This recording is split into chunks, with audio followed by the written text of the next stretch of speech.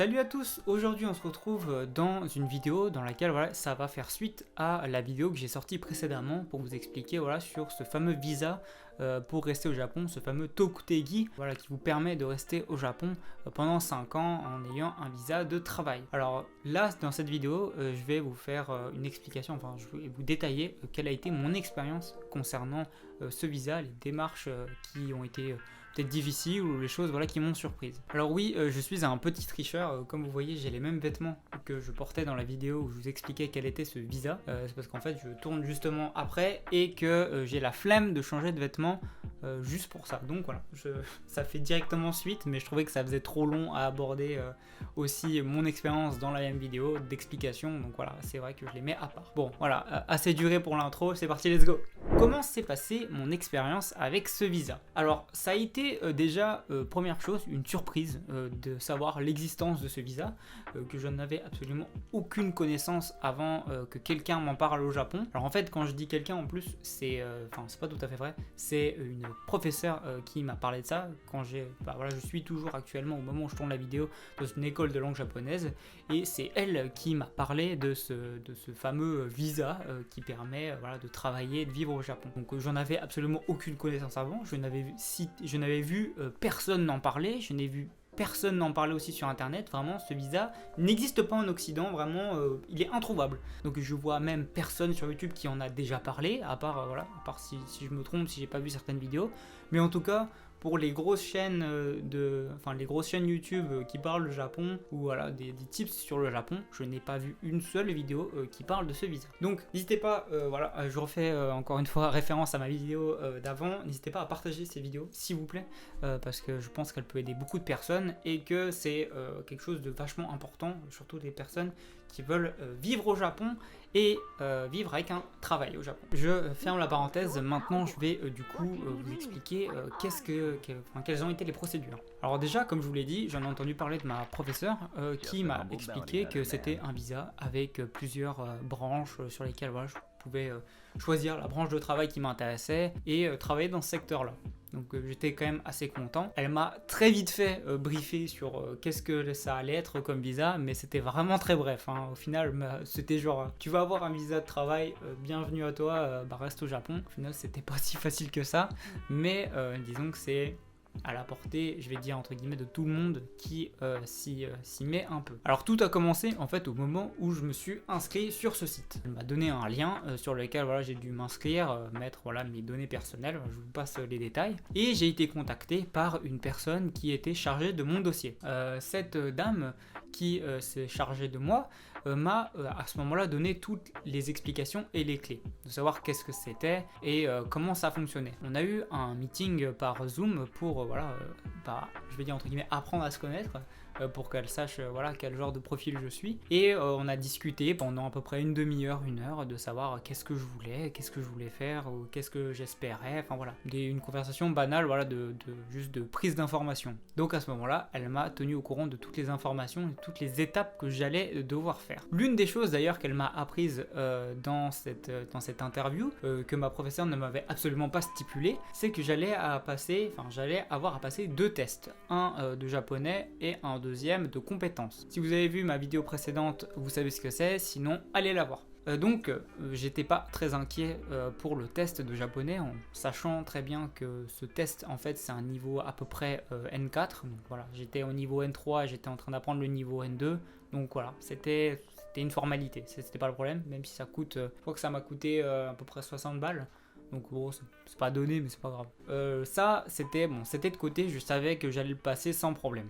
Deuxième chose, donc j'allais avoir à passer le test de compétences. Donc là, moi je me renseigne personnellement parce qu'elle m'a rien donné. Et pour ce fameux test de compétences, il y a beaucoup de choses à apprendre. En fait, elle m'avait pas donné les documents encore au moment où je lui parlais, mais moi j'avais déjà cherché sur internet, j'avais déjà trouvé les fameux fichiers. Les choses à apprendre. Donc t'en as pour 150 pages de choses à apprendre. Entre guillemets, c'est pas...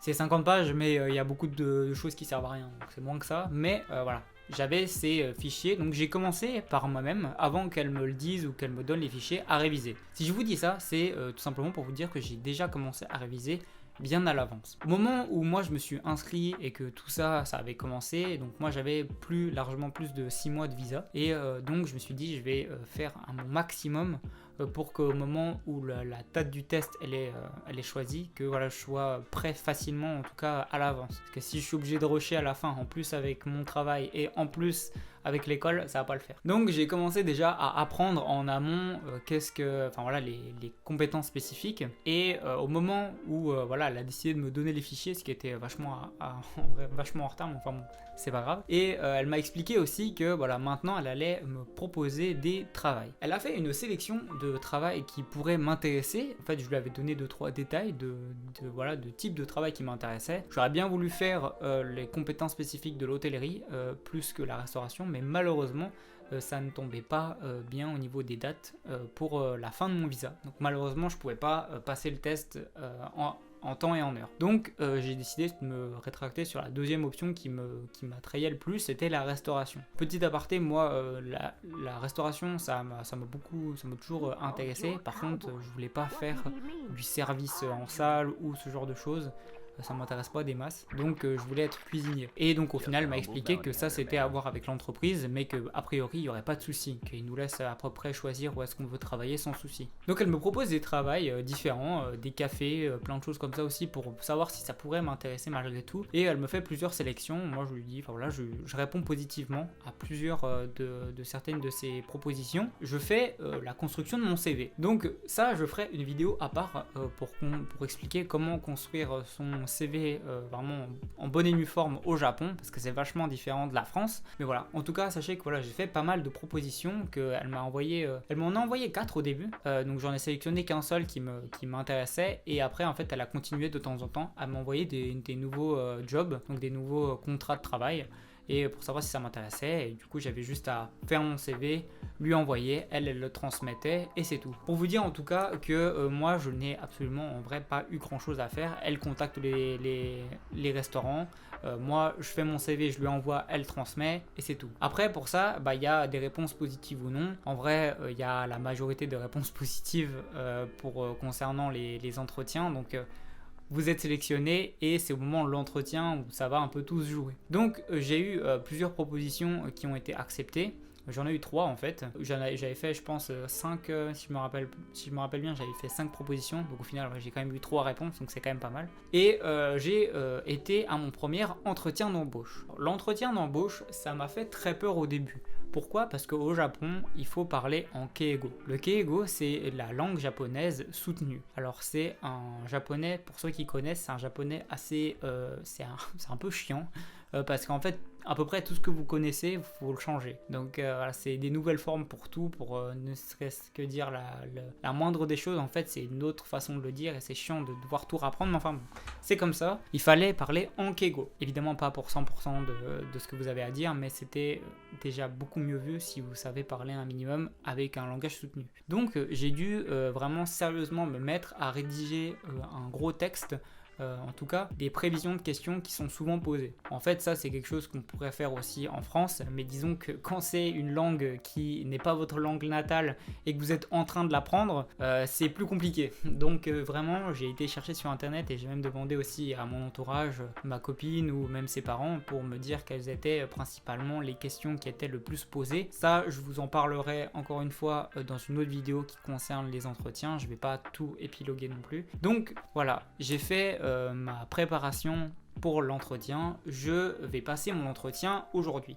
Quand je dis aujourd'hui, c'est pas aujourd'hui même, mais c'était voilà, pour vous mettre dans l'ambiance. Je me dirige vers le restaurant, et la chose qui en tout cas qui m'a beaucoup rassuré. Vous avez peut-être vu, ou vous allez peut-être voir sur internet ou sur YouTube, des gens qui parlent d'entretien d'embauche au Japon, comme quoi c'est très compliqué, que ça fait vachement peur, etc. Ce que je vous ai dit aussi. En ce qui concerne ce visa-là, Tokutegi, je vais dire les gens qui sont dans le restaurant, ils sont conscients que vous êtes étranger, que vous êtes en train d'apprendre le japonais et que vous n'avez pas un langage parfait. Donc ils sont au courant de ça et ça les dérange pas du tout. Ils sont plus là, eux, pour avoir une conversation, pour savoir qui vous êtes et quel profil de personne vous êtes. Dites-vous que c'est vraiment assez basique, que si vous apprenez un minimum ou que vous préparez un minimum votre entretien, vous n'avez aucun souci. Ils sont compréhensifs, ils sont là pour vous aider et pour que voilà, ça se passe bien. J'ai paniqué, moi je vous le dis, ne paniquez pas, mais par contre préparez-vous à l'avance. Donc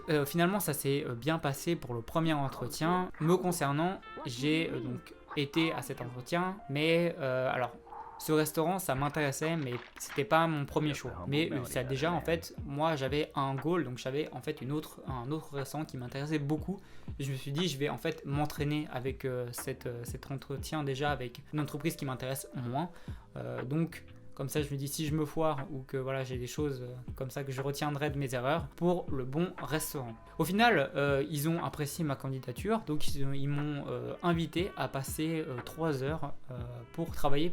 Enfin voilà, pour travailler en tant que baito. Le baito au Japon, c'est un espèce de temps partiel qui en fait n'a pas d'équivalent en France, mais dites-vous que vous venez juste pour travailler un peu. Ça se passe bien, mais comme ce que j'avais imaginé, voilà, c'était pas mon restaurant que voilà, j'espérais. Mais voilà, j'étais content parce que j'avais quand même déjà fait mon expérience d'interview, je savais à quoi m'attendre et je savais que c'était pas si terrible que ça, que j'avais pas besoin de stresser autant. Donc vient maintenant le moment de mon deuxième entretien qui lui m'intéressait. C'était celui-là, c'était ce restaurant que je voulais absolument intégrer. Alors dans ce restaurant-là, moi ce que je voulais principalement, c'était un restaurant avec de la cuisine vraiment japonaise, avec une entreprise assez, je veux dire, je voulais pas une chaîne. C'est ce qui m'intéressait. Donc je passe l'entretien et ça se passe vraiment très bien. La personne, elle est très compréhensive, elle est très gentille. Si des fois ça arrive, voilà, qu'il me pose une question avec un mot que je n'ai pas compris, que voilà, que j'ai tout simplement qui était trop compliqué pour moi, il essaie de me l'expliquer par d'autres manières, même voilà, il m'a dit attends, je vais sortir le téléphone, on va traduire ça par Google. Donc voilà, n'ayez pas de pression, juste préparez-vous, mais ça va très bien. Ça s'est très bien passé et il m'a proposé de venir travailler pendant 4 jours. Donc c'était des jours, c'était une fois par semaine pendant du coup 4 jours, une fois par semaine. J'ai été travailler là-bas et j'ai été très content. J'étais très satisfait, j'étais content de l'ambiance en général. Les gens qui y travaillaient étaient gentils, c'était un restaurant vraiment, on sentait que les gens c'était un peu une famille, c'était vraiment ce que je recherchais. En tout cas voilà, je me suis dit maintenant s'ils m'apprécient et qu'ils me veulent, il faut que je donne tout pour réussir ce fameux test de compétences. Maintenant, concernant justement le passage de ce test, il y avait quelque chose qu'elle m'avait pas du tout dite. Donc je parle de la dame qui s'occupait de moi, avec qui j'ai trouvé mon travail, etc. Mais en fait, elle m'apprend un jour que, alors en fait, rapidement, d'ici 1 mois, je vais avoir des cours pendant 2 semaines d'une personne qui va nous former pour ses compétences. En fait, on est déjà censé en amont apprendre ce que nous disent ces fameux documents. Je vous avais parlé de 150 pages, de 3 fois 50 pages de choses à apprendre. Il fallait déjà aller voir en amont, mais qu'en fait, on allait avoir une classe par Zoom pendant 2 semaines pour nous aider à l'apprentissage de ses compétences. C'est une personne, donc c'est un professeur en soi qui va faire en sorte que voilà, vous ayez les compétences nécessaires, les connaissances nécessaires pour pouvoir passer ce test. Ça c'est quelque chose que je ne savais pas, que si elle me l'avait dit, ça m'aurait évité de réviser pendant je sais pas combien d'heures et de réviser, de relire et de relire ces fameux textes pour rien, alors que j'aurais pu juste attendre cette personne qui nous forme. Enfin bon, je vous le dis, sachez-le, que vous allez avoir une formation de 2 semaines, c'est quand même vachement agréable. Pourquoi est-ce que c'est si bénéfique et j'avais l'air en tout cas, enfin j'ai l'air de vous dire que je suis si content que ça se soit passé, c'est parce qu'en fait cette personne elle va vous donner les clés pour réussir plus facilement. Elle va en fait vous éliminer beaucoup de choses inutiles qu'il y a dans ces fameux textes, dans ces fameux PDF, et il va vraiment vous synthétiser la majorité des connaissances. C'est beaucoup plus digeste à apprendre. Il va faire plusieurs slides de compétences, enfin de résumés de connaissances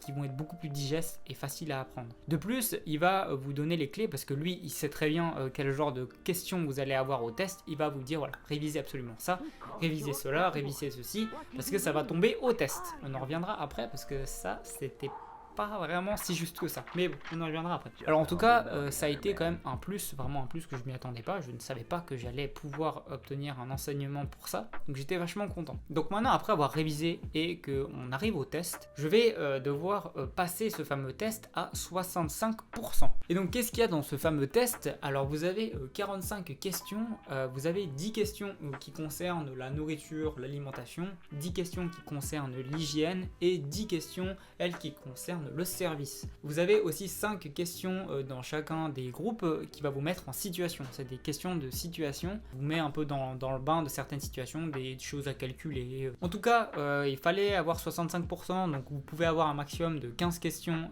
de ratés. J'étais assez confiant. Par contre, il y avait une chose sur laquelle j'avais vachement peur, c'était les phrases à rallonge. Avec des questions assez denses, j'avais peur de ça. Ben voilà, finalement, et bien c'est tombé. Voilà, c'était des putains de pavés, c'était des énormes pavés, et j'étais déprimé rien qu'en lisant la première question. Et d'ailleurs, je vous ai pas précisé, ce test est un QCM, donc question à choix multiples, mais pas de malus.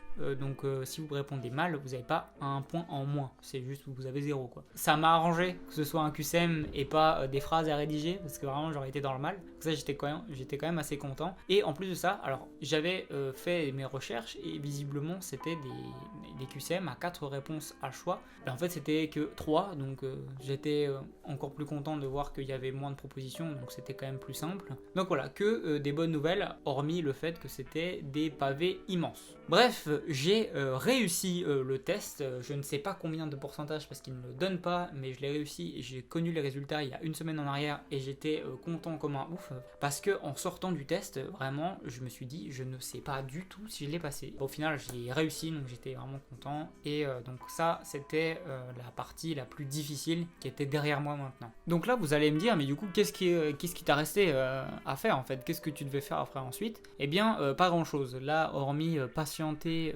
que mon job commence, les choses étaient finies. Du moins, c'est ce que je pensais avant de recevoir un mail vraiment d'une personne inconnue qui se présente être une école de langue japonaise, qui m'explique voilà, que je dois choisir mes horaires, qu'est-ce que je veux étudier, etc. J'étais relativement dubitatif, en sachant que j'avais déjà une école de langue, que j'étais actuellement en train d'étudier dans une école de langue japonaise, et je ne vois pas pourquoi est-ce qu'il y a une école de langue qui me contacte concernant l'entreprise, donc le restaurant dans lequel voilà, j'ai commencé, enfin, que j'allais commencer à travailler, qui est visiblement relié au restaurant et qui me parle d'apprentissage de japonais. Je savais pas d'où ça venait. Donc j'envoie un mail à la dame qui s'occupe de moi. Je lui dis, tu peux m'expliquer pourquoi il y a une école qui me contacte pour prendre des cours de japonais alors que je suis déjà dans une école de langue japonaise? Elle me dit, ah oui, et je t'ai pas dit, j'ai oublié de t'expliquer. Tu dois prendre 3 heures de cours pendant 4 jours pour le restaurant. Pourquoi en fait j'ai pas besoin de ça, c'est pas nécessaire. Et bien en fait c'est quelque chose que je ne savais pas et que ma copine m'a appris, c'est qu'en fait c'est monnaie courante pour les entreprises de demander à voilà, que vous devez faire vous avez un cours, des choses à suivre avant de rentrer dans l'entreprise. En l'occurrence là on me demandait du coup d'apprendre le japonais, et tu pouvais demander quelles étaient les choses, les points que tu préférais apprendre pour cet enseignement. Moi j'ai précisé que c'était le keigo parce que vraiment je déteste ça et que j'en avais bien besoin. Donc voilà, j'ai appris à la dernière minute, vraiment 2 semaines avant que les cours commencent, que j'avais à choisir des dates pour travailler, pour étudier pendant 3 heures 4 fois, 4 jours. Je savais pas du tout, et c'est comme ça, tant pis. Mais en tout cas, en fait, je dis ça principalement pour que les personnes qui vont faire ce visa le sachent, parce que ça m'a pas été dit et ça m'a foutu dans la merde. Donc sachez-le, que voilà, vous allez avoir besoin de faire ces 12 heures pour pouvoir rentrer dans l'entreprise. Donc voilà, vous allez me dire, ça se finit comme ça. Est-ce que c'est la fin des démarches ou des choses à faire que tu as, en tout cas que tu as subi? Oui, voilà, c'est finalement la fin. Je vais pouvoir travailler au Japon en ayant un visa de 5 ans. Je suis très content. Vraiment, c'est du pain béni. Je savais pas du tout que ça existait et que vraiment je savais pas quoi faire après l'année d'école au Japon. Vraiment, après l'école de langue japonaise, je pouvais pas me payer encore une année de plus parce que ça coûte vraiment très cher. Et donc, petit message de fin concernant ce qui s'est passé pour moi. N'hésitez pas vraiment à saisir les opportunités qui se présentent à vous. Si vous venez au Japon et que vous avez peur de ne pas savoir comment est-ce que vous allez pouvoir faire certaines choses, etc., dites-vous qu'il y a très souvent des opportunités qui vous permettent de réaliser ce que vous avez envie. Ou en tout cas, c'est à vous de prendre les bonnes décisions, mais vraiment croyez-y, parce que des fois ça tombe comme ça par hasard, que ce soit par des connaissances ou des gens que vous allez rencontrer, avec qui vous allez parler, et il y a des opportunités qui s'ouvriront, et je vous conseille de vraiment tout faire pour les saisir et réussir un maximum. Donc voilà, cette vidéo est maintenant terminée, j'espère qu'elle vous aura plu, même qu'elle vous aura aidé pour les personnes qui voudront passer ce visa. N'hésitez pas à mettre un commentaire, un like et à s'abonner, c'est le plus important. Et moi je vous dis à la prochaine, salut.